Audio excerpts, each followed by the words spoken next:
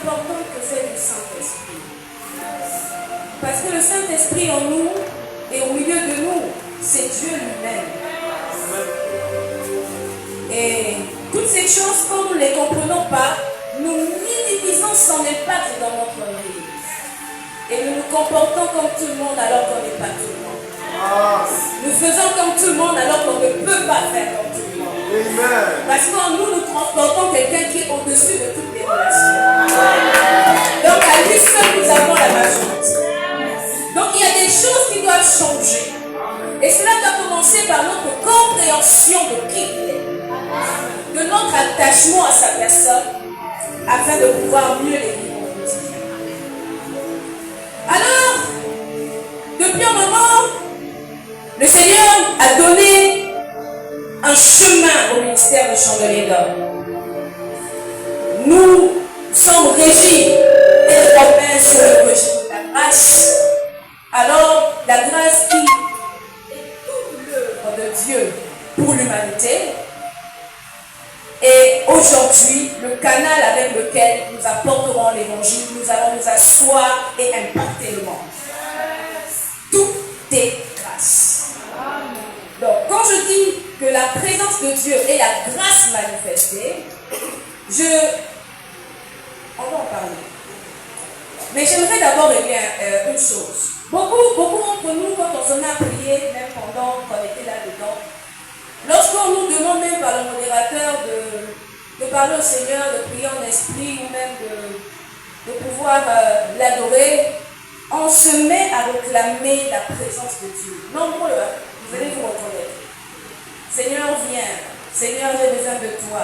Seigneur, je vais te voir. Seigneur, parfois on entend, emmène-moi dans ta présence. Viens dans ce lieu. Est-ce que c'est bibliquement correct? Est-ce que pour un enfant de Dieu sauvé, racheté, nous devons encore faire appel à la présence de Dieu? Nous devons encore la rechercher. Est-ce que si tu es réellement né de nouveau et que tu as donné ta vie en Jésus-Christ, tu es sans présence de Dieu? Répondez-moi. Le fait que tu ne sois même pas convaincu de ça là est un problème. Et ça, c'est ce qu'on va régler aujourd'hui. Amen. Le statut d'enfant de Dieu, normalement, devait être suffisant pour chacun de nous de comprendre qu'on est porteur de sa présence. Il a dit, je l'ai entendu ici par le pasteur, je suis avec vous tous les jours. Matthieu 28. Et lorsqu'il dit, je m'en irai, mais je vous laisse quelqu'un qui va vous consoler, se révéler, n'est-ce pas? Et cette personne, c'est le Saint-Esprit. Mais où vit-il? Pardon? Donc si tu as l'Esprit de Dieu en toi, ça veut dire que tu es porteur de sa présence. Parce que l'Esprit de Dieu ici en nous est la représentation de Dieu lui-même en nous. De la même façon qu'il a été avec son Fils Jésus. En nous laissant son esprit, nous sommes tous devenus Jésus. Pourquoi? Parce qu'on est non seulement héritier, mais aussi co-héritier par la position de Christ et du sacrifice accompli sur la croix. Amen. Amen. En tout cas, Dieu va nous faire grâce. Par définition, la présence de Dieu, c'est Dieu habitant, marchant et agissant au milieu ou à l'intérieur de ceux qui lui appartiennent. La présence de Dieu, c'est Dieu habitant, marchant et agissant à l'intérieur ou au milieu de ceux qui lui appartiennent. Mais pour un but, lequel?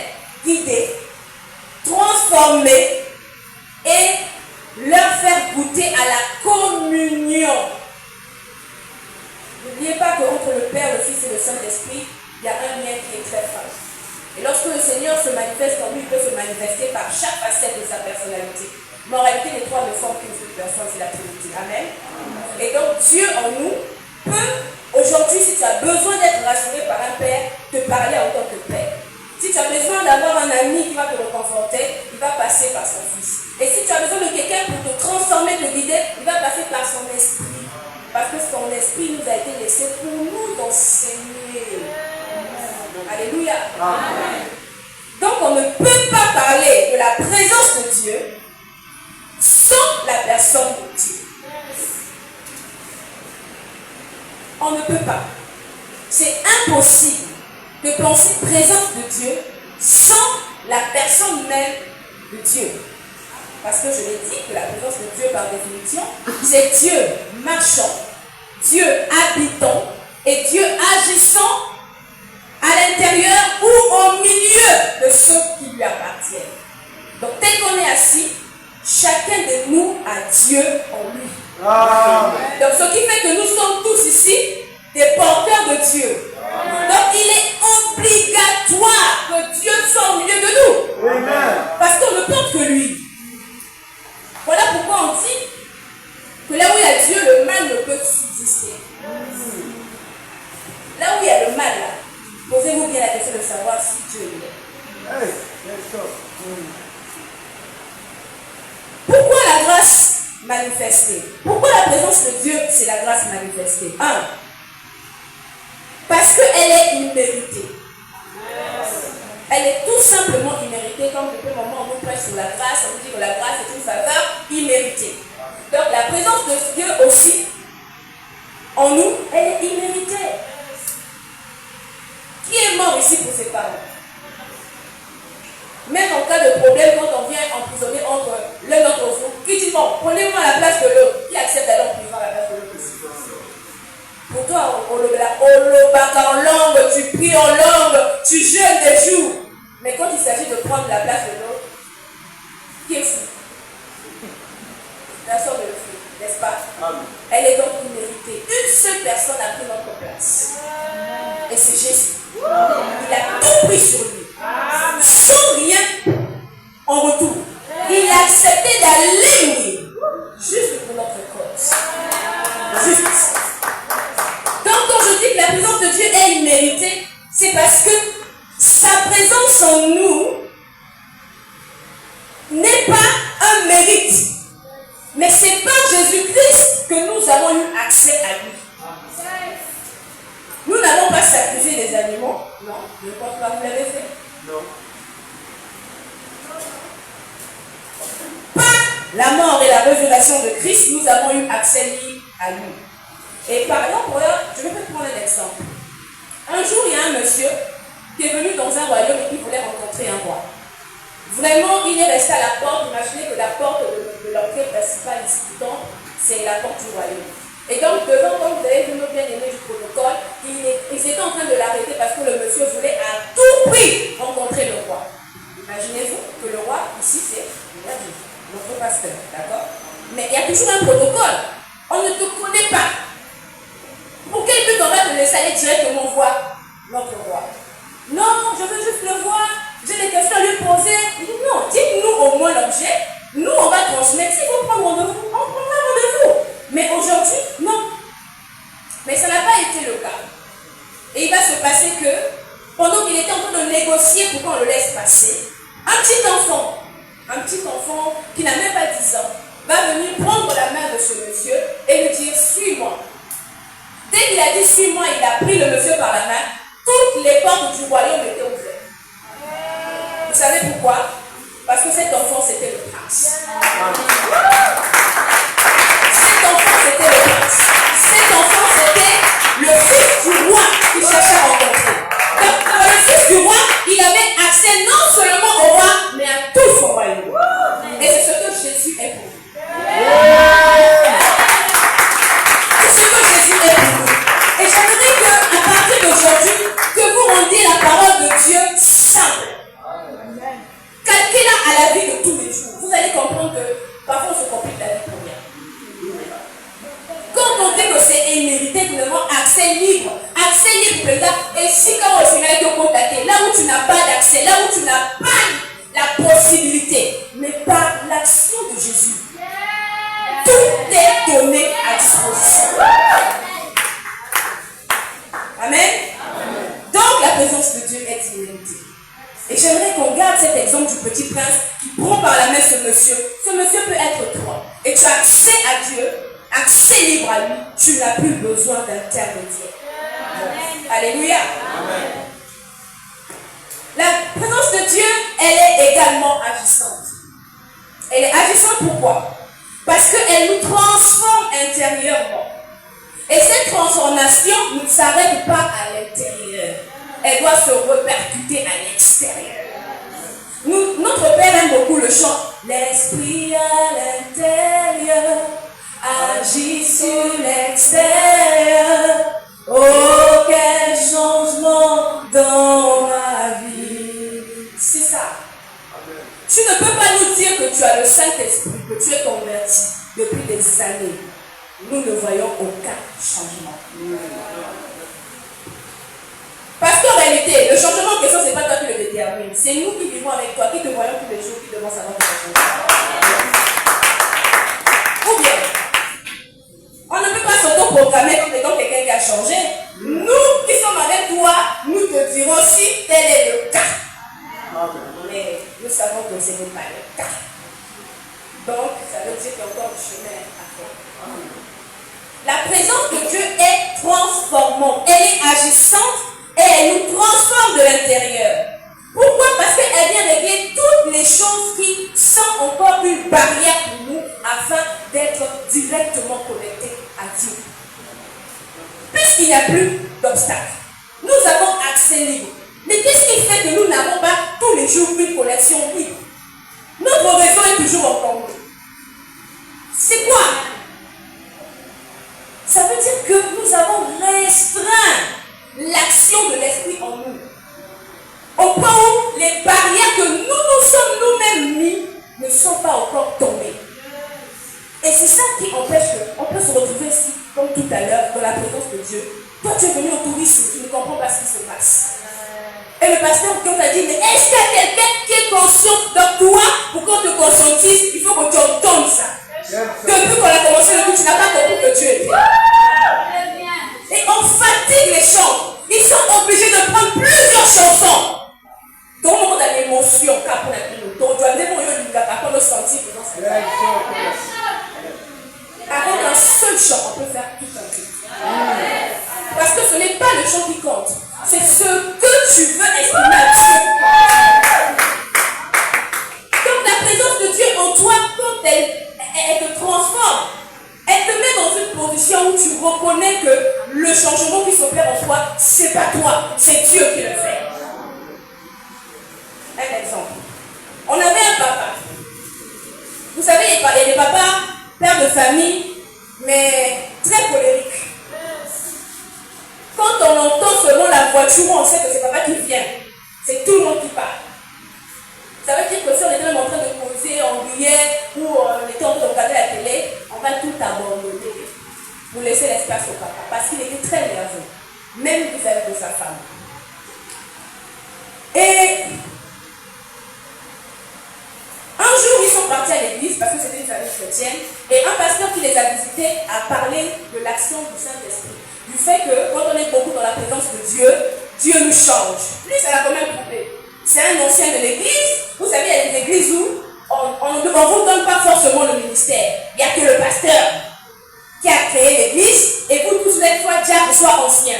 Et c'était ce genre d'église. Il a mis des années là-bas.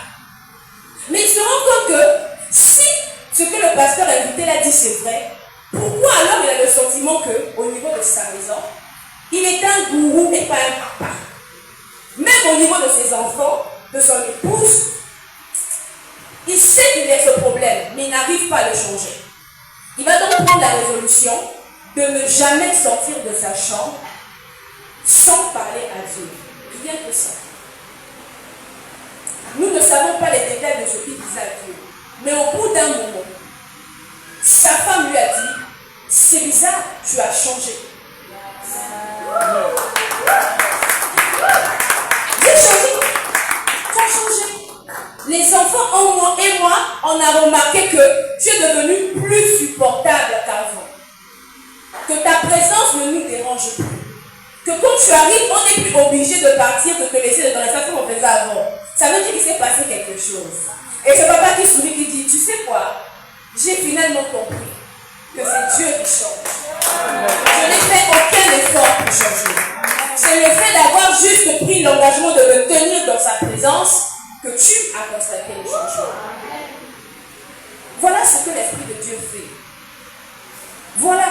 Bien sûr qu'elle est imméritée, mais quelle est ta part de responsabilité? Quel est ton engagement vis-à-vis du fait que tu dois demeurer dans la présence de Dieu? De toute façon, on va en parler. Troisièmement, la présence de Dieu est permanente. Pourquoi? Parce que Dieu étant en nous, ça veut dire qu'il est avec nous tous les jours, tout le temps, à chaque minute, à chaque seconde. On n'a pas besoin d'aller le chercher ailleurs qu'en nous. Il peut arriver que tu ne le sens plus, que tu sens que tu es devenu. Oui, mais là, c'est pas Dieu qui t'a quitté. C'est toi qui as décidé de fermer la porte. Tes oreilles, par ton attitude ou par les situations que tu vis. Vous savez, quand on traverse des épreuves, il y a deux choses à faire. En ce qui me concerne, parce qu'après avoir, avec ma petite expérience, après avoir traversé le feu plus d'une fois là, je me suis rendu compte qu'il n'y a que deux attitudes. C'est soit dans cette épreuve, tu t'abandonnes dans la présence de Dieu, soit tu te laisses écraser par cette épreuve. Dans le second cas, où tu te laisses écraser par les épreuves, même si Dieu est en toi, tu ne l'entendras plus, tu ne le sentiras plus, tu ne le verras plus. Parce que tu t'es laissé accabler par ces choses. Mais quand tu t'abandonnes dans la présence de Dieu, même si tout va mal, tu vas te rendre compte que cette épreuve est en train de consolider ta relation avec Dieu, de te fortifier davantage et de te faire grandir. Ça veut dire que là où les gens, si c'était des gens qui te faisaient du mal, s'attendaient à te voir pleurer, tu es tout ton sourire. Et ça les énerve. Tu arrives au travail, on s'arrange à ce que le patron parle mal de toi, mais toi, en tout cas, par ton travail, le patron n'a rien à te dire, le patron ne sait même pas où commencer. Donc ils sont énervés. Et c'est ça en fait. Quand on est conscient que la présence de Dieu, elle est imméritée, elle est agissante et elle est permanente. Amen. Jusque-là, ça va? Amen. Je vais aller très vite parce que c'est plusieurs messages que je suis censée vous donner aujourd'hui. Mais j'espère que vous allez recevoir cette parole et ça va changer votre façon d'être et de vous adresser à Dieu. Amen. En bref, qu'est-ce qu'on peut dire? La présence de Dieu, c'est donc quand Dieu lui-même se laisse trouver, se montre et enfin se donne par son esprit. Ça veut dire quoi? Dieu se laisse trouver. Vous avez toutes les choses. Il est là, moi, Lisa.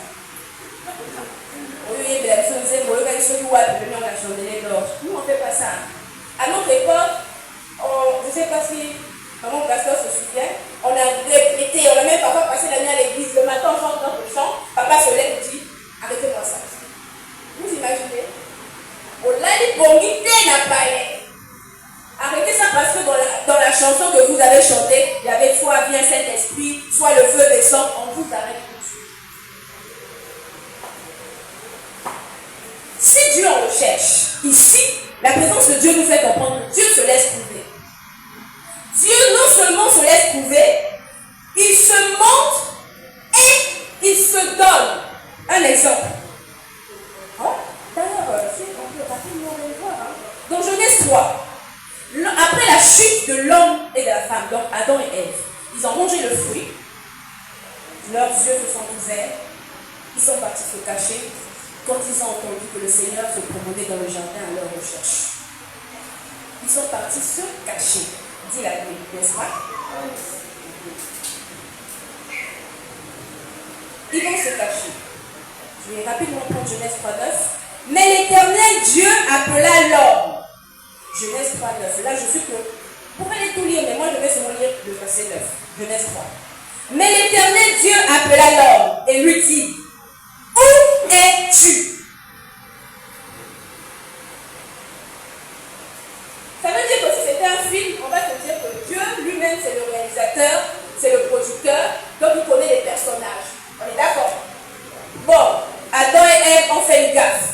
Ils sont partis se cacher. Vous êtes sûr que Dieu ne sait pas là où ils sont cachés? Dieu ne les voit pas. Mais pourquoi il pose la question? Pourquoi il pose la question? Dieu savait que Adam se trouvait toujours dans le jardin. Et où? Dieu le savait. Mais le seul problème, et ce qui l'a poussé d'ailleurs à poser la question, à mon sens, et par l'aide du Saint-Esprit, j'ai compris que ce n'était pas le fait qu'il est hors de sa vue, il ne sait pas. C'était le fait que, par d'habitude, à leur lieu de rencontre, Adam n'était pas là.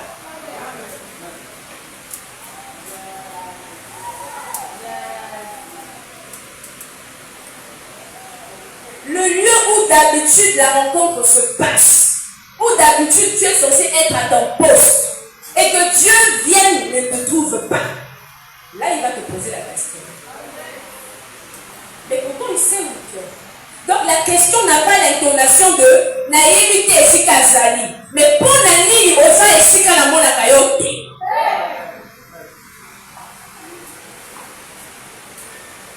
Parce que Dieu se laisse trouver. Donc Adam, à cette époque-là, dans le jardin, en réalité, savait comment faire pour aller trouver Dieu. Mais aujourd'hui, nous, on nous a exemptés de cette lourde tâche. Il est en nous. N'est-ce pas? Non, mais comme tu n'es pas assez convaincu, on va passer.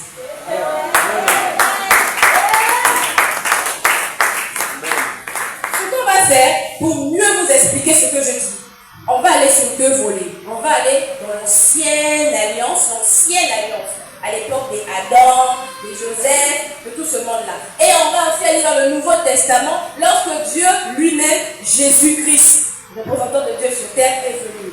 Et nous allons palper les deux pour voir ce qu'était la présence de Dieu avant et ce qu'elle est censée être aujourd'hui. Amen.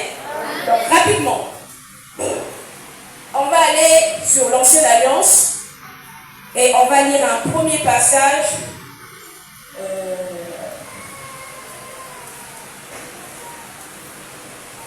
Je vais donner des passages et si vous pouvez m'aider, ça va faire du bien.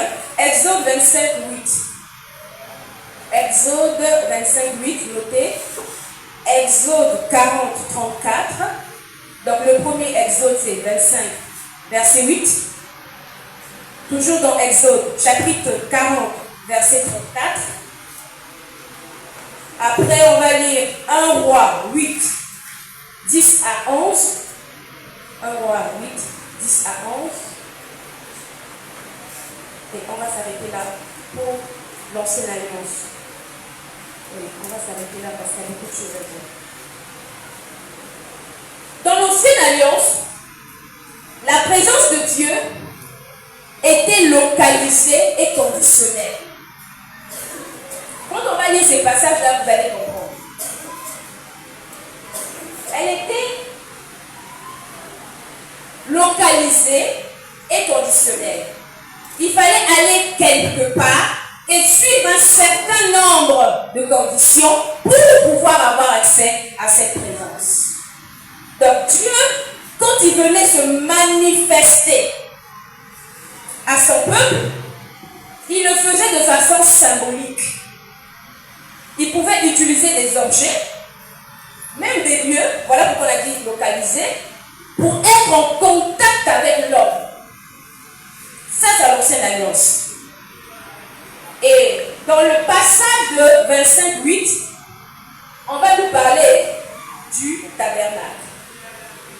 La Bible dit, dans la version du Semeur, il est écrit, le peuple me fabriquera un sanctuaire pour que j'habite au milieu d'eux. Dans votre version 8 secondes, je crois que vous l'avez, ils me feront un sanctuaire et j'habiterai au milieu d'eux, n'est-ce pas? Mais j'aime la version de la Bible expliquée qui dit, les Israélites me confectionneront une tente sacrée pour que je puisse habiter au milieu d'eux. Donc Dieu, pour qu'il soit au milieu de son peuple, il fallait un endroit spécial, à une localisation spéciale, et là-dedans, Dieu pouvait se manifester par des symboles.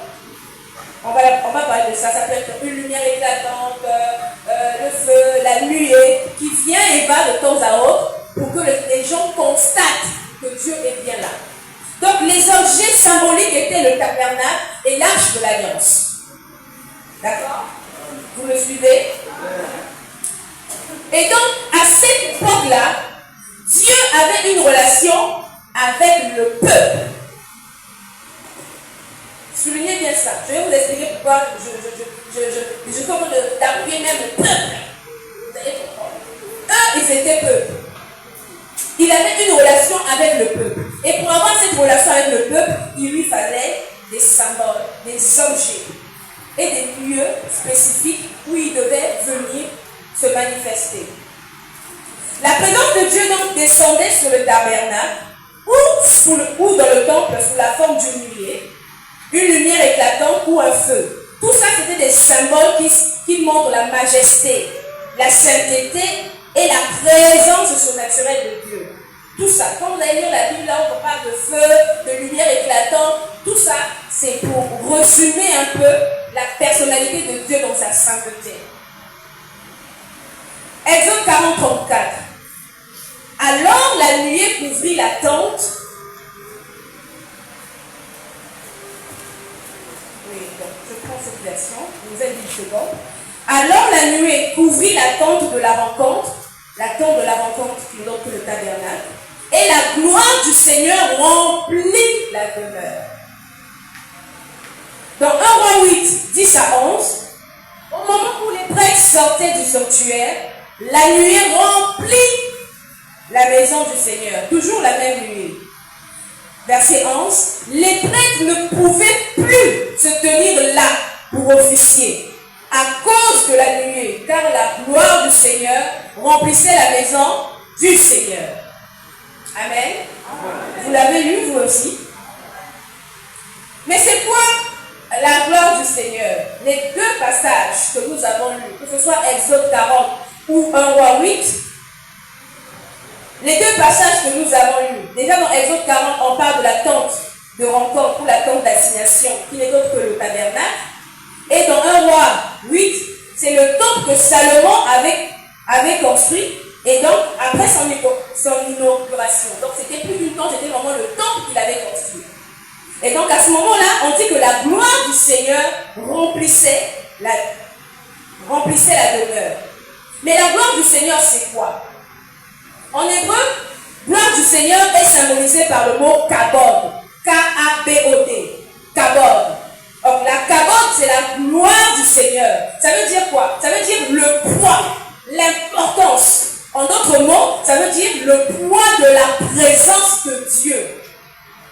Donc quand on parle de cette nuée qui venait là et remplissait la temple, on parle du poids de la présence de Dieu qui se manifestait de façon imposante. Mais de façon imposante. Voilà pourquoi même les prêtres, quand ce phénomène se produisait, ils avaient du mal à officier. Il y a des moments où on se retrouve dans un culte, vous avez un programme. Vous savez que vous allez commencer par ça, finir par ça, mais vous n'arrivez pas. Tellement la gloire de Dieu est là que le Seigneur vous pousse à autre chose. Il peut même changer le message ou il peut vous conduire autrement que vous l'avez prévu. C'est ce qui se passait. Ça veut dire que cette même gloire n'a pas changé. À l'époque, elle se manifestait par des symboles. Mais aujourd'hui, nous l'expérimentons différemment parce qu'elle est en nous. Alléluia. Ok. Dans les deux cas, nous voyons que lorsque Dieu approuve un endroit, il le sanctifie avant de se manifester dedans. Lorsqu'il approuve un endroit, il le sanctifie avant de se manifester dedans. Parce qu'il y avait des instructions qu'il fallait suivre pour que ces tentes ou ces tabernacles soient construits. Il y avait chaque élément qui devait être rassemblé pour former un tout. Et Dieu chaque fois revenait sur amener ceci, dit au peuple de me faire ceci. Et donc il fallait de l'obéissance. Il fallait de l'obéissance. Tout ça pour dire quoi? Là où il n'y a pas l'obéissance, il est impossible que le Seigneur se manifeste. Et je veux que nous de ça. Parce que ce sont des principes qui ne changent pas, quels que soient les temps. Là où il n'y a pas d'obéissance, la présence de Dieu ne se manifeste pas. Cette gloire était tellement forte qu'il remplissait le temple. Dans le premier cas de Exode 40, on ne pouvait même pas entrer dans la tente lorsque cela se passait. Et pour les sacrificateurs, nous avons vu qu'ils n'ont pas pu faire le service. Donc la gloire de Dieu provoque un arrêt immédiat de l'activité humaine. La gloire de Dieu, là, ne vous embrouillez pas, c'est la manifestation puissante de la présence de Dieu. Donc quand je dis gloire de Dieu, là, faites référence à la présence de Dieu. Quand cette gloire remplissait la demeure, même les prêtres ne pouvaient pas officier. Or, j'ai envie de déclarer une parole sur quelqu'un. Que la gloire du Seigneur se manifeste dans ta vie pour arrêter toute activité humaine qui te nuit. Que cette gloire, que le Seigneur relâche lorsqu'il approuve les voies d'un homme, que cela vienne mettre un arrêt immédiat à toutes les situations qui te troublent. Qu'il en soit ainsi pour toi, dit Amen. Oh, j'aime Dieu. Cette gloire inspire la crainte. Cette gloire pousse à l'adoration. Cette gloire donne naissance au respect et à la l'humilité. Soulignez ça. Je dis la gloire de Dieu aspire crainte, adoration, respect et humilité. On en parlera quand on sera au Nouveau Testament. Vous allez comprendre pourquoi. La gloire de Dieu doit inspirer crainte, la crainte de Dieu, l'adoration, le respect et l'humilité. Parce qu'aujourd'hui, on se retrouve avec des gens qui cherchent la gloire de Dieu, la présence de Dieu, pour faire le matalana.com. Tout simplement. Or, Dieu n'est pas comme ça. Dieu n'est pas comme ça. Tu vas aller chercher la présence de Dieu. Déjà, chercher. Et après, soi-disant, quand tu l'as trouvé, c'est pour vous nous prouver que tu as trouvé Dieu. Ok. Mais on verra bien. Alors, tout ça pour dire que l'accès à la présence de Dieu était limité. Que ce soit dans le cas d'Exode ou dans le cas d'un roi, pour le temple que Salomon a construit, il fallait des personnes habilitées à y entrer. Parce que dans le tabernacle, on avait 3 niveaux. Parvis, lieu saint et lieu très saint. Et donc, il fallait un prêtre. Le prêtre qui était habilité à aller dans le temple, dans le lieu très saint, pour faire office du culte. Et donc, tout le monde ne pouvait pas aller.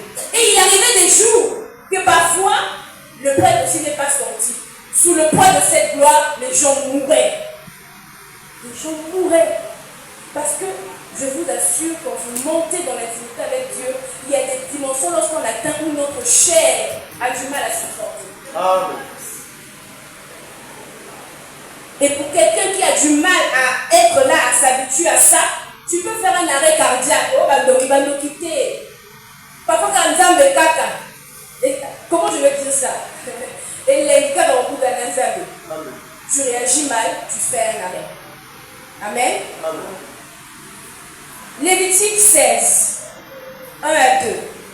Lévitique 16, 1 à 2. Est-ce que je peux avoir un lecteur pour ce passage? Parce que j'ai la version courante. Lévitique 16, 1 à 2.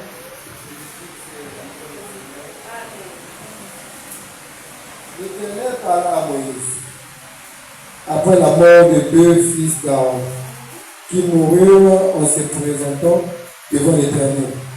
L'Éternel dit à Moïse, parle à ton frère Aaron afin qu'il n'entre pas en tout temps dans le sanctuaire, au-dedans du voile, devant le propitiatoire qui est sur l'arche, de peur qu'il ne meure, car j'apparaîtrai dans la nuée sur le propitiatoire.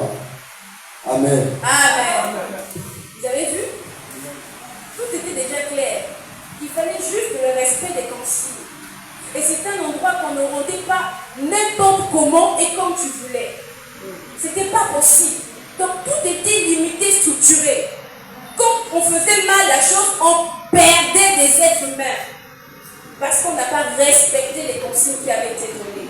Dans la version que j'ai, dans le verset 2, version courante dit, ordonne à ton frère Aaron de ne pas franchir à n'importe quel moment le rideau de séparation pour pénétrer dans le lieu très saint, où se trouve le coffre de l'alliance, donc l'arche de l'alliance, et son couvercle. S'il le faisait, il risquerait de mourir lorsque j'apparaîtrai dans la nuée. C'est compliqué. Donc la présence de Dieu là, tu es. Voilà pourquoi quand on nous dit que c'est une vérité. On est venu à un temps où les choses sont tellement faciles. Après, c'est nous-mêmes qui cherchons à les compliquer. Quel choc, je ne comprends pas. Regardez à cette époque-là. Ça veut dire que même si ton père était prêtre, c'est pas comme nous aujourd'hui, tu es enfant de pasteur, où va le pasteur, tu vas. Même si ton père était prêtre, tu n'as pas le droit de l'accepter. Ton nom, ta position ne te permettait pas de le faire, tout simplement. Mais aujourd'hui, nous avons la grâce, et gratuitement, d'avoir accès à la présence de Dieu. Et on n'y meurt plus. Et c'est vrai, c'est vrai. Vous me choquez. Vous me choquez, ça vous fait plaisir. Le peuple vivait donc en dehors de cette proximité. Le peuple était vraiment très très loin. Et il voyait ces choses, mais ne les expérimentait pas. Voilà. Donc, la conséquence fait qu'il fallait donc aller chercher Dieu, à être à un lieu précis, pendant qu'il se passait quelque chose, à tout au hasard, pour pouvoir vivre quelque chose de spécial. Et c'est la raison pour laquelle David a écrit le psaume 27,4. Le psaume 27,4 qui dit « Je demande à l'Éternel d'habiter dans sa maison ». Parce que David savait que dans la maison de Dieu, il y avait Dieu. Mais par rapport, lui, il n'aurait pas toutes les habilités pour faire ce que le prêtre faisait lorsqu'il y allait. Voilà pourquoi son désir ardent c'était d'habiter dans la maison de l'Éternel. Il avait marre de cet obstacle. Mais aujourd'hui, cette faveur nous est donnée à nous. Alléluia. Amen. Cette faveur, on nous l'a faite. Et nous entrons rapidement dans la nouvelle alliance où la présence de Dieu qui était dans l'ancienne alliance localisée et conditionnelle, elle devient ici permanente et intérieure. Permanente, ça veut dire tout le temps. Intérieur, ça veut dire en chacun d'entre nous. Donc il n'y a plus de temps, il n'y a plus d'arche, il n'y a plus de temps plus. Aujourd'hui, le temps de l'arche, c'est toi. Amen.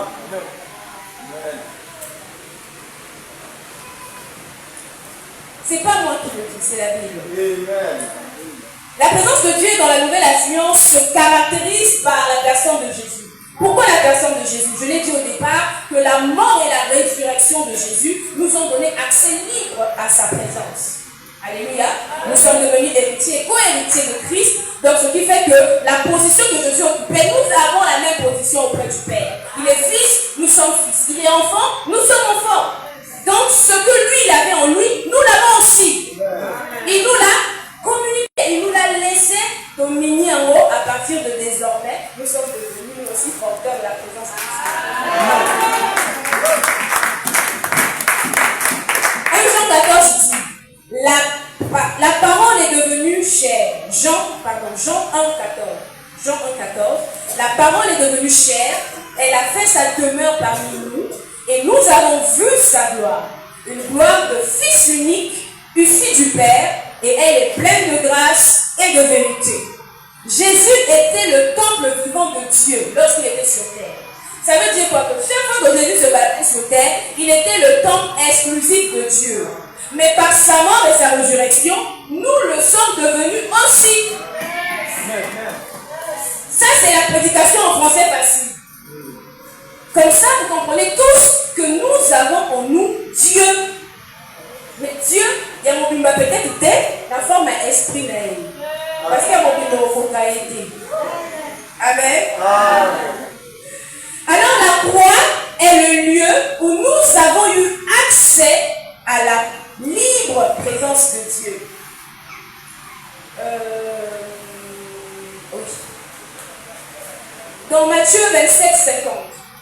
Matthieu 27, 50 à 51. Est-ce qu'on peut le lire? Matthieu 27, 50 à 51. Amen. Jésus poussa de nouveau un grand cri et rendit l'esprit. Et voici le voile du temple se déchira en deux, depuis le haut jusqu'en bas. La terre trembla, le rocher se fondit. Amen. Amen. Hébreux 10, 19 à 22. Hébreux 10, 19 à 22.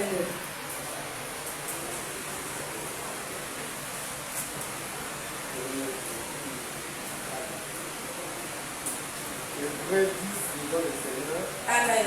Hébreux 10, 19 à 22.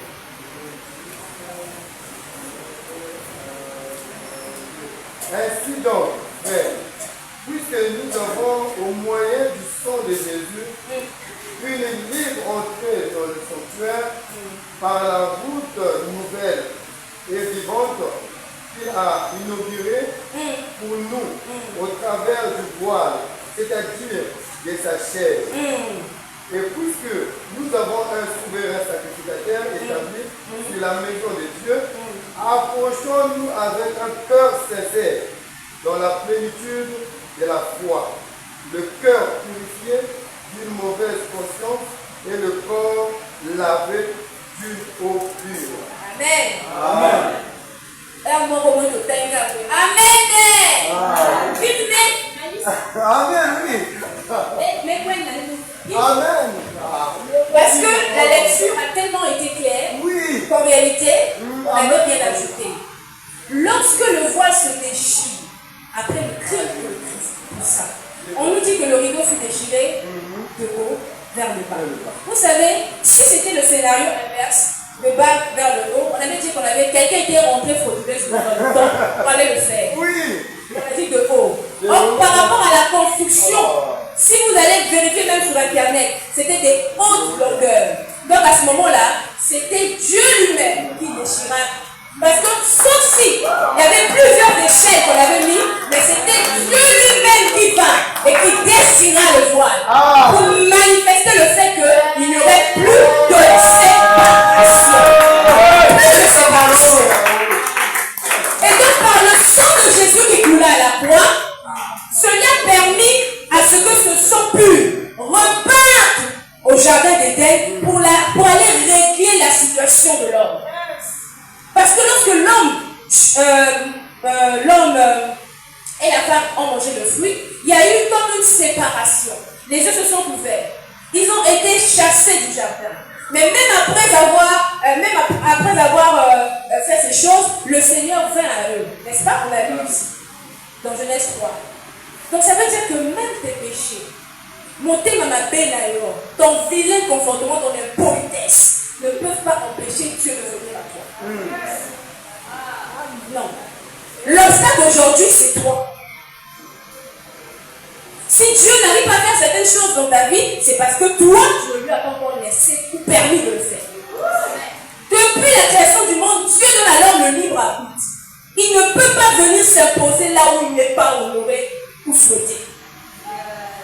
Notre Dieu est très poli. Il ne peut pas. C'est à toi de décider, de lui céder la main pour qu'il fasse certaines choses. Donc le sang qui coule ici déchire le voile, repart vers Éden pour aller restaurer la communion intime avec Dieu. De sorte que notre position originelle nous soit restaurée. Originelle nous soit restaurée. Nous avons, à l'époque où Adam a été mis dans le jardin, libre accès à la présence de Dieu. Et puis il me dit que Dieu se promenait dans le jardin. Donc à n'importe quel moment, il y avait un coup. Alléluia. Mais après tout ce qui s'était passé, ce n'était plus possible. Dieu devait passer par des personnes, des prophètes, pour parler, par le feu, par les lumières, pour se manifester. Mais la mort de Jésus nous a remis les choses dans l'ordre. Aujourd'hui, pour te parler, Dieu n'a pas besoin d'une tierce personne.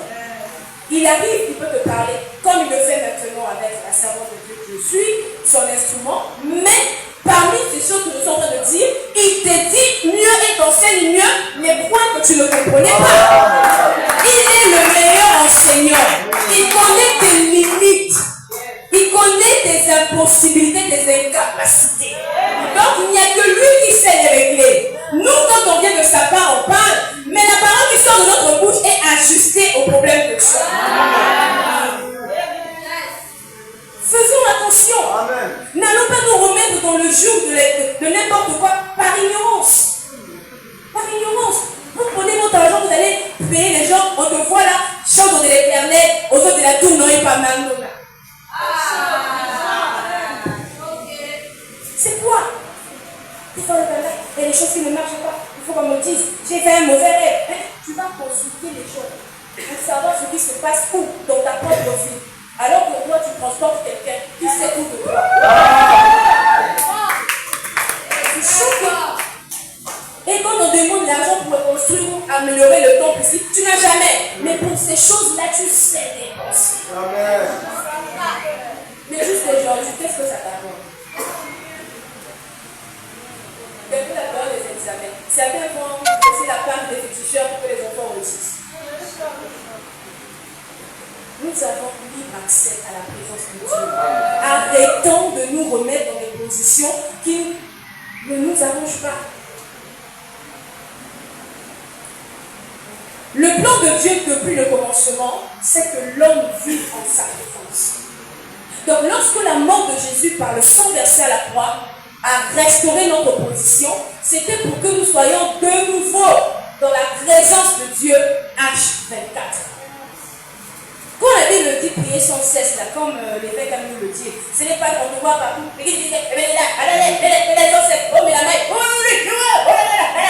Non, tout le temps c'est le faire en esprit. Tu es intimement connecté en esprit. Tu es dans une attitude de prière. Ta vie est une adoration. Ton attitude est une adoration. C'est ça qui compte. Donc ne venez pas nous embrouiller avec vos idéologies que vous transformez en doctrine pour venir embrouiller les gens. Amen. La Bible elle est simple, elle est claire. Et c'est ça en fait le ministère du chandelier, celui de la correction. Pourquoi? Le seul but de tout ça, c'est de réconcilier Dieu à l'homme. C'est tout. Amen. Amen. 1 Corinthiens 3,16. Je lis au nom du Seigneur. Vous êtes le temple de Dieu et l'Esprit de Dieu habite en vous. Vous ne savez donc pas cela? Si quelqu'un détruit le temple de Dieu, celui-là, Dieu le détruira. Oui, le temple de Dieu est saint. Et ce temple... Et d'après vous, quelqu'un, vu qu'on est le temple, tout à l'heure je vous ai dit de noter quelque chose. N'est-ce pas? Je vous disais que la présence de quoi d'autre? Et Dieu est saint. Il faut qu'on voie ces choses en toi. On ne va pas venir faire la théologie ici, les cours bibliques. Si tu retiens ce qui t'est donné ce matin, tu deviendras tellement aguerri et tu feras faire la différence entre les hérésies et ce que Dieu dit. Amen. Amen. C'est ça.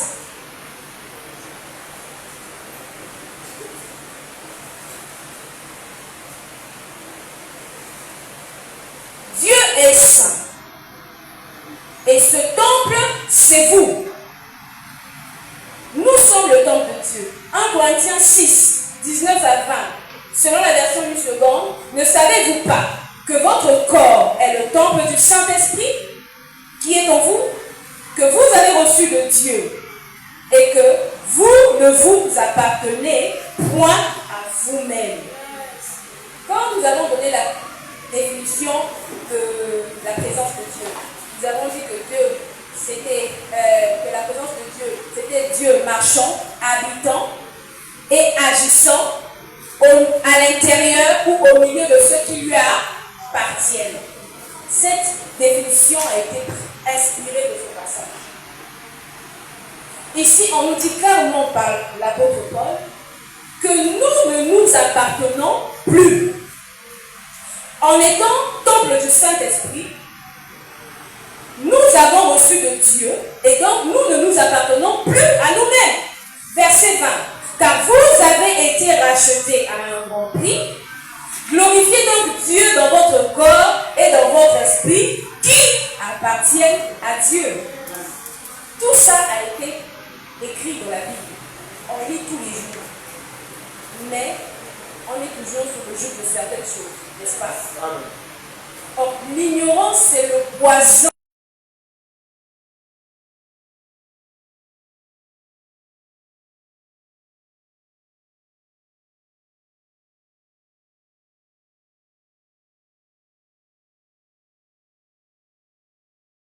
Alors que tu n'es pas dit.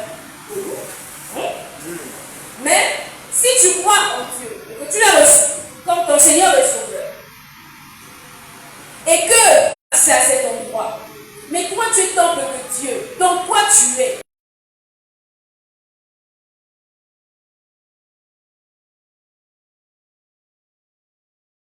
Tu te vois. Ce temple est censé être saint, mais tu te retrouves dans tout et rien. Lorsque nous avons parlé de sainteté, nous avons dit que là où le Seigneur approuve le lieu, il manifestait sa gloire. Et dans sa gloire, là, on a dit que la gloire de Dieu qui remplissait la demeure et l'humilité.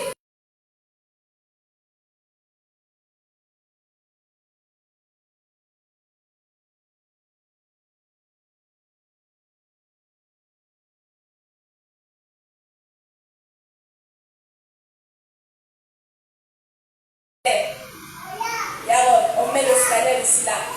Quand tu as les câbles là, c'est vert. Quand tu as pas, même un tu n'as pas, c'est rouge. Beaucoup de gens seront rouges. Comme dans les films de fiction. Hein? Vous savez, il y a des moments.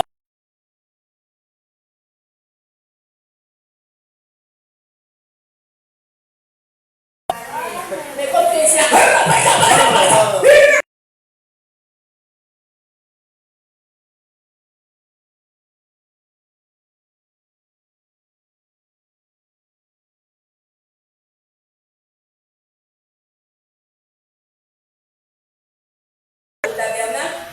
habite en nous. Et nous devons toujours entretenir ce temple que nous sommes. Parce que nous n'habitons pas n'importe qui. Vous savez, si aujourd'hui le président de la République s'invite dans l'une de nos maisons, même si tu es pauvre comment, tu vas arranger les conditions. Mais non, le Dieu dont on parle est au-dessus de tout. Il est en toi. Comment tu le traites? Si le corps extérieur que tu as là, tu l'entretiens avec des vêtements, avec des bijoux, avec des senteurs, parce que toi tu aimes le corps quelqu'un à côté de toi, soit ma péquée arrêtée. Mais Dieu dit en toi, comment tu le traites? Dites-moi. Ça, ce sont les questions que nous devons nous poser. Parce que le but de tout ça, la fin des temps est proche. Quel sera ton sort? Car détruire l'unité, c'est faire fuir l'Esprit de Dieu. Amen. Faire fuir dans le sens à côté à musika te à kondi baba oyoka insulté. Là où il n'y a pas d'unité, il est impossible, je l'ai même dit au début, que Dieu se manifeste. Là où il y a des querelles, il y a beaucoup de choses qui se passent. Parce que qu'est-ce qui vous anime? Qu'est-ce qui vous pousse à la querelle? Qu'est-ce qui vous pousse à critiquer les autres, à vous insulter, à ne pas vous supporter? La personne de Dieu, c'est l'amour. Quelqu'un qui accepte de mourir pour toi, qui va te restaurer, te redonner accès libre à la présence de son Père. Vous croyez qu'il n'avait pas d'amour? C'est l'amour. Mais donc, si cette chose ne t'anime pas et que c'est autre chose, et que toi mélangé à nous, ce que nous allons expérimenter, ce que nous allons vivre, est-ce que ce sera le cas pour toi? Tu deviens un intrus au milieu de nous. Parce que tu es un élément qui dérange. Et tant que tu ne t'auto-analyses pas toi-même, tu vas gêner tout le monde au point où Un jour, on va se trouver dans l'obligation de nous séparer de toi. Tout simplement. Parce que Dieu affectionne les gens qui font preuve d'unité. L'unité est très dangereuse, vous savez. C'est la raison pour laquelle il avait dû arrêter la construction de Babel. Ces personnes-là se sont réunies pour construire une tour qui allait jusqu'au ciel. Il a dit, ah non, là, c'est pas bon. Là, vraiment, non, je dois tout arrêter. Il a semé le désordre, il les a rendu leur langage incompréhensible et tout s'est arrêté. Dès lors qu'on ne parle plus le même langage, on ne peut pas savoir ce qu'on se dit, comprendre ce qu'on se dit, ce qu'on doit faire. Et tout va dans le mauvais sens. Or, avoir le même langage, c'est appartenir à la même ethnie. Appartenir à la même nation. Donc, issu de la même source. Mais non, si toi, ta source est différente de la nôtre, est-ce que tu parleras notre langage? En ce jour de Pentecôte, laissez les autres appeler le Saint-Esprit. Laissez les autres inviter le Saint-Esprit. Vous, célébrez Dieu parce qu'il est déjà en vous. Il est déjà en vous. Son œuvre, il a commencé il y a longtemps. Et il est en train de la poursuivre. Donc ne vous laissez pas embrouiller. D'autres vont organiser des choses du matin au soir pour inviter le Saint-Esprit. Il est déjà venu. Il est déjà venu. Comment on fait ça? Même ce genre de prière. On annule tout ce qui a été fait. Est-ce que vous vous rendez compte? On annule et on minimise tout ce que Dieu a fait par son Fils Jésus. Et c'est grave.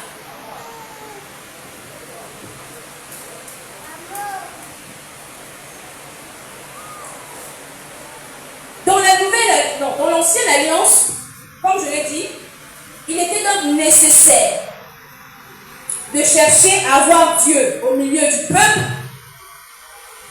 par des symboles ou des lieux.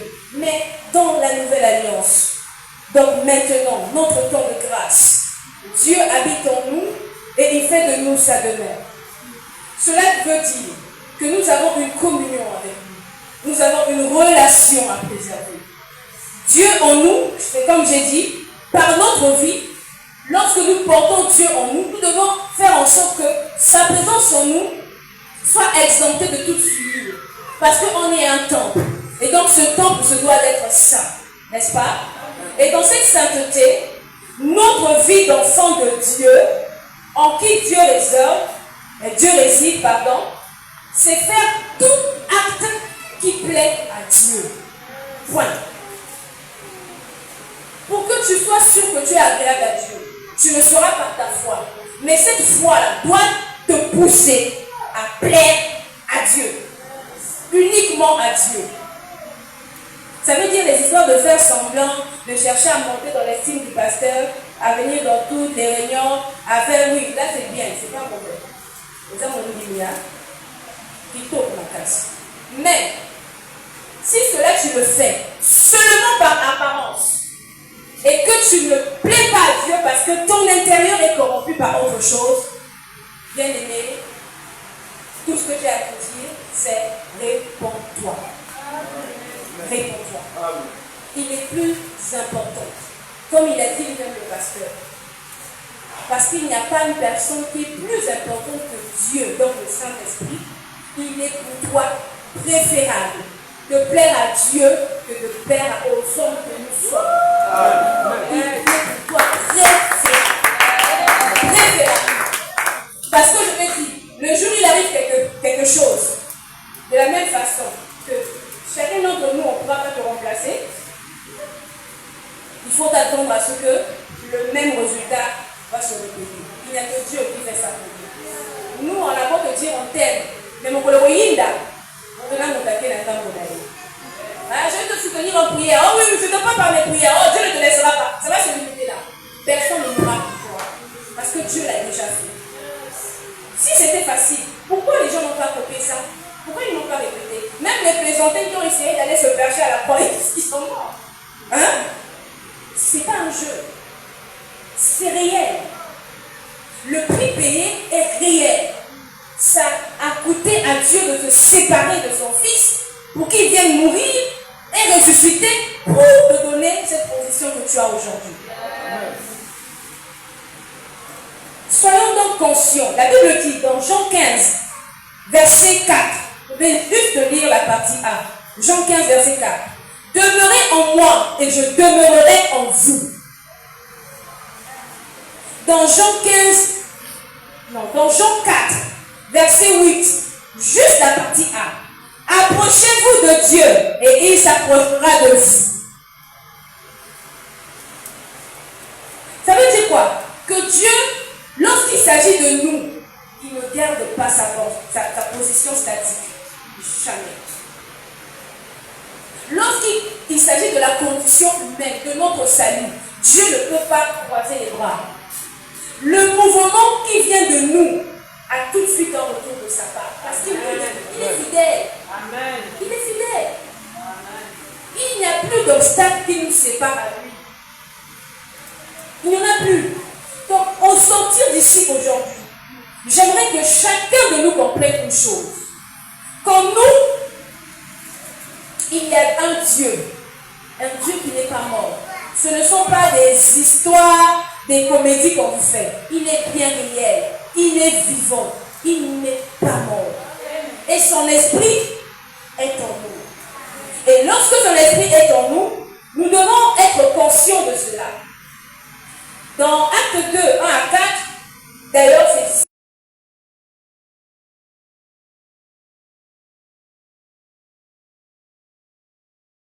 1 à 4, comme ça, ils vont comprendre le contexte. Amen. Le jour de la Pentecôte, ils étaient tous ensemble, dans le même lieu. Tout à coup, il vint du ciel un bruit comme celui d'un vent impétueux. Et il remplit toute la maison où ils étaient assis. De l'ombre sembla apparut, séparèrent les uns des autres, et se posèrent sur chacun d'eux. Et ils furent tous remplis du Saint-Esprit, et se mirent à parler en d'autres langues, selon que l'Esprit leur donnait de s'exprimer. Amen. Amen. Amen. L'Esprit est déjà venu. Cher chante, l'Esprit de Dieu est déjà venu. Bien aimé, l'Esprit de Dieu est déjà venu. Amen. Amen. Il est déjà venu. D'ailleurs, il y a un passage qui me vient à l'esprit. Merci Seigneur.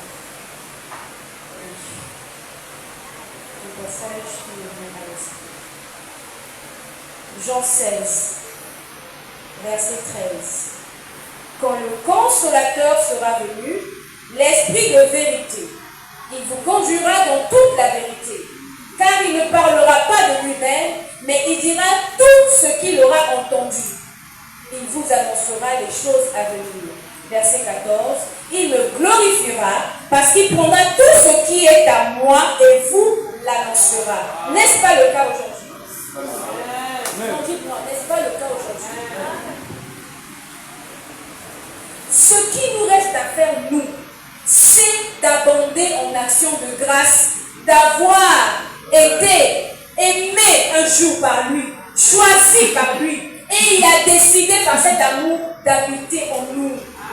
Le Seigneur, par son amour, a brisé tous les protocoles qui nous séparaient de lui, pour nous permettre d'être en sa présence tout le temps.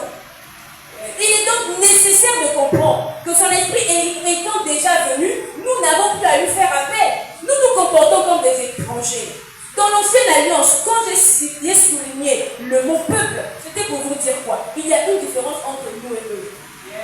Déjà, à la base, nous ne sommes pas israéliens. C'est clair pour tout le monde, j'espère. Donc, nous ne sommes pas le peuple de Dieu. Nous sommes enfants de Dieu. La mort et la résurrection de Christ nous a donné ce statut d'enfant de Dieu. Et donc cette position favorable d'avoir accès à son Père et à tout le royaume. Amen. Donc il faut que ce soit clair. Il faut que nous comprenions cela. De sorte que nous ne nous comportons pas comme les peuples. Ce sont les peuples qui jusqu'aujourd'hui demandent au Saint-Esprit de venir. C'est comme ce peuple tu continues à aller chercher Dieu. Toi, tous les week-ends, tu n'as pas de ngomba. Donc, il y a plein de gens qui ont fait des ngomba. Ok, obéi mon aussi. Oyobi pe lo obimi. Osoni ndako. Alors tu ndembo. Nzambe na luka kaye. Otoki olobi oloti mwa ndoto balati soki yo moko pe mécanicien okanisa no banga na ba problème, tu vas t'imaginer que c'est cet homme-là qui le tourmente, tu commences à envoyer le feu. C'est ce qui se passe, c'est la vérité. Vous voulez qu'on vous dise ça comment? Après, tu viens distraire mon très cher pasteur. Ah, papa, ça ne va pas. Et tout. Lui, il va prier pour toi. Mais tant que tu ne vas pas comprendre qui tu es en toi, tout ce qu'il va faire va passer par-dessus toi. Il faut mûrir. Il faut croître. Pour que ce qui t'ajoute prenne place et te pousse davantage. Mais si tu restes à cette position, à chercher à boire le lait, comme nous dit l'apôtre Paul, à ne pas manger de la nourriture solide. Ce que j'ai dit au départ, tu vas être comme des marionnettes, là on va tourner dans tous les sens, parce que tu ne sais pas qui se trouve en toi. Vivons en accord avec cette vérité, que Dieu n'est nulle part ailleurs qu'en nous. Amen. Dieu n'est nulle part ailleurs qu'en nous. Amen. C'est une vérité qui doit rester ancrée. Il ne siège pas seulement, il demeure. La dernière fois, dans la vie, quand je parlais de ce passage, je disais que j'avais pas de problème à l'époque avec le passage de Psaume qui dit que Dieu siège au milieu des louanges. C'est ça, non? Dieu siège au milieu des louanges d'Israël, selon la version du second. Mais tout à l'heure, avec l'apport du Saint-Esprit, et tous les échanges que j'ai eus avec l'évêque concernant ce message avant de le prêcher, je me suis rendu compte qu'en n'étant pas Israël, moi étant enfant de Dieu et pas peuple de Dieu, ça veut dire que Dieu, il ne va pas seulement siéger, il va devoir demeurer. Je vais vous expliquer. Celui qui siège, il le fait temporairement. On a Google, non? Vous avez Internet? Allez chercher. Lorsque on dit Dieu siège, ça veut dire que Dieu s'installe, il prend place et il règne. Mais le règne peut être temporaire. Le mot hébreu qui traduit siège là veut dire Yashab. Y-A-S-H-A-B. Yashab. Et Yashab signifie s'asseoir. Déjà quand on dit siège, c'est que tu as siégé. Il y a un siège sur lequel tu t'assois. Mais quand tu t'assois, tu ne finiras pas par te lever. Dites-moi. Là, tu vas rester là, tu marcheras pas. Le siège est temporaire. Sauf si tu me dis que tu vas continuer à t'asseoir tout en te levant. Est-ce que c'est possible? Tu vas te lever, porter ton siège et te déplacer avec. Tu vas arriver quelque part, tu poses ton siège et tu t'assois encore. Mais au moins, il y a eu un mouvement, n'est-ce pas?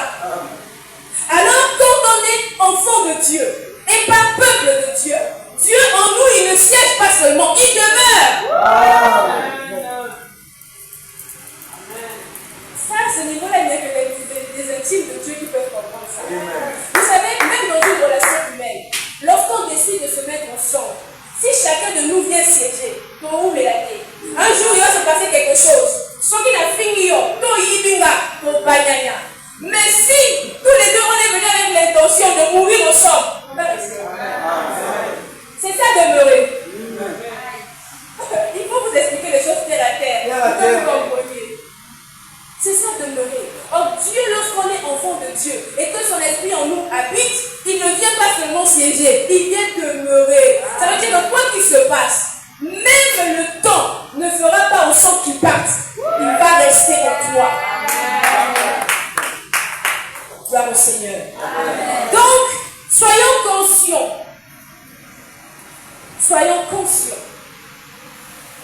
que nous avons un Dieu qui est très aimant.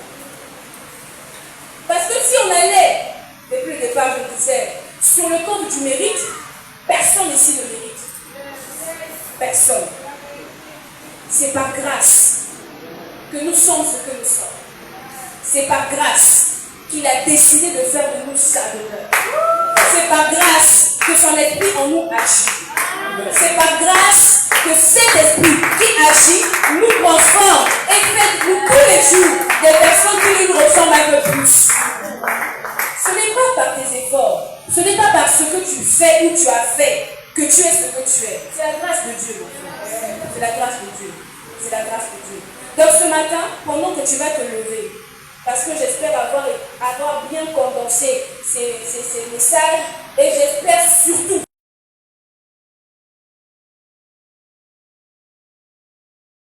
à nos réunions, nous nous demanderons que la présence de Dieu de venir, parce que chacun de nous a l'Esprit de Dieu. Et au milieu de nous, Dieu ne peut qu'être là. La Bible le dit, là où 2 ou 3 sont rassemblés. Il est quoi? Hein? Et oh, le mot fait pourquoi il va bien? Il est au milieu. Là où 2 ou 3. C'est une logique. Parce que si en toi il est déjà, et qu'on se rassemble encore, il ne peut qu'être là.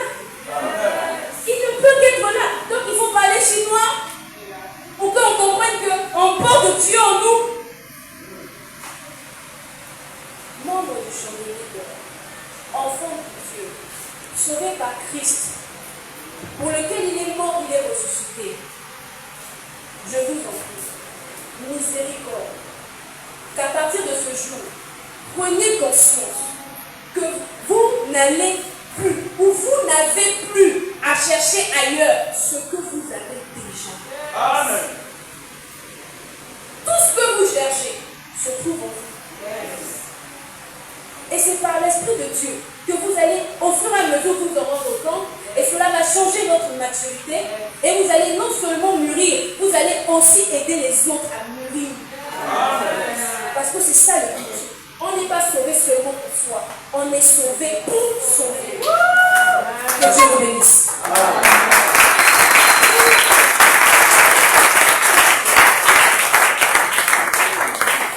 Nous allons, avec l'aide des chants, concrétiser, sceller toute cette parole. Là où tu te trouves, tu sais certainement qu'il y a eu des failles dans ton attitude, dans ton comportement, dans ta façon de parler à Dieu. Tu n'as certainement pas fait les choses correctement, pas parce que tu le voulais, parce que tu ne le savais pas.